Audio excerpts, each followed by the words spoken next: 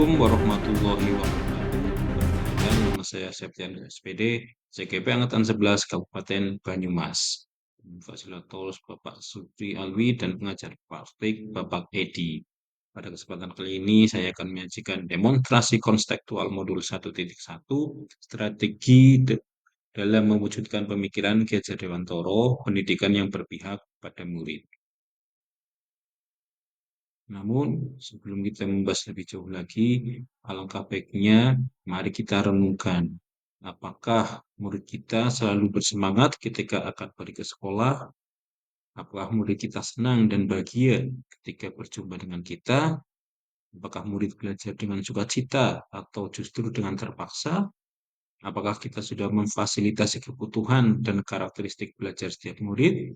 Dan apakah kita sudah menyelenggarakan pendidikan yang berpihak pada murid? Pertanyaan-pertanyaan ini dapat kita renungkan untuk membuat pembelajaran kita menjadi lebih baik. Lantas, bagaimana pendidikan yang seharusnya menurut Ki Hajar Dewantara? Pendidikan menurut Ki Hajar Dewantara yang pertama adalah pendidikan adalah menuntun. Pendidikan adalah menuntun segala kodrat yang ada pada anak-anak agar mereka dapat mencapai keselamatan dan kebahagiaan yang setinggi-tingginya, baik sebagai manusia maupun sebagai anggota masyarakat. Pendidikan itu hanya suatu tuntunan di dalam hidup tumbuhnya anak. Hidup tumbuhnya anak itu terletak di luar kecakapan atau kehendak kita sebagai kaum pendidik. Yang kedua adalah kodrat alam dan kodrat zaman. Pendidikan anak sejatinya menuntut anak mencapai kodrat sesuai dengan alam dan zaman. Bila melihat dari kodrat zaman, pendidikan saat ini menekankan pada kemampuan anak untuk memiliki keterampilan abad 21.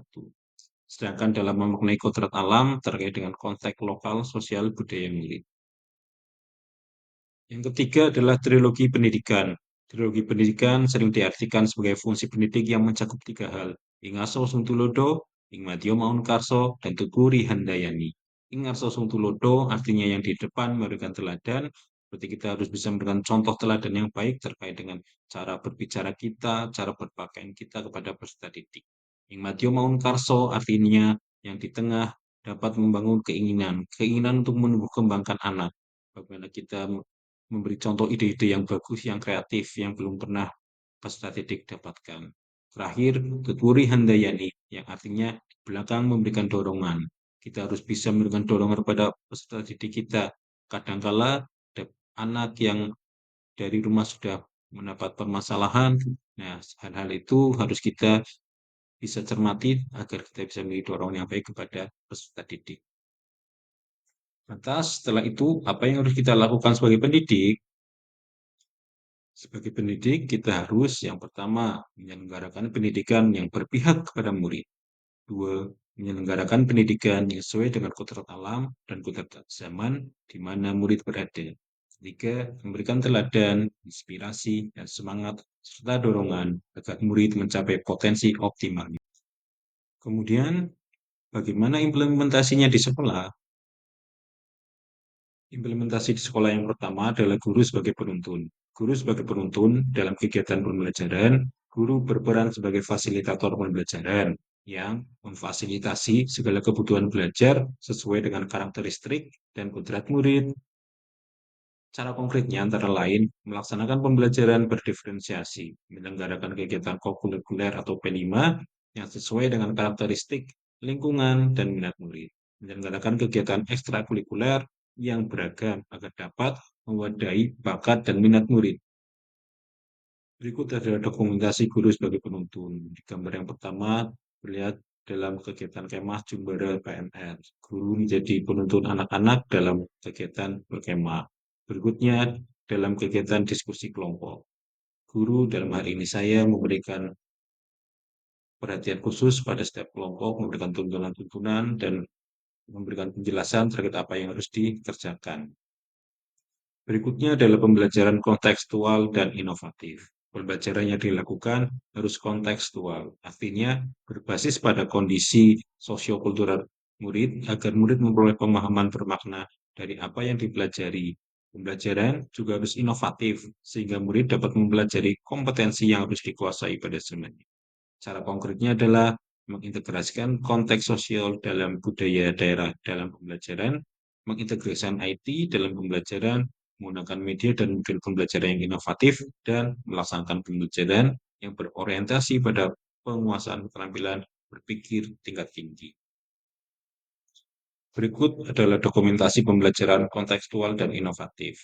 Gambar pertama, proses pembelajaran praktikum secara langsung, dan yang gambar kedua, pemanfaatan IT pada proses pengerjaan kuisis. Dan anak-anak lebih suka dengan seperti ini. Berikutnya adalah menerapkan trilogi pendidikan. Menerapkan trilogi pendidikan dalam kegiatan, guru harus bisa memberi teladan yang baik, bukan hanya perintah. Memberi semangat, inspirasi, bukan hanya menuntut. Dan mendorong, bukan hanya mengevaluasi. Contoh konkretnya adalah guru harus menjadi teladan dalam berbagai hal seperti kedisiplinan, kerja keras, religius, dan lain-lain.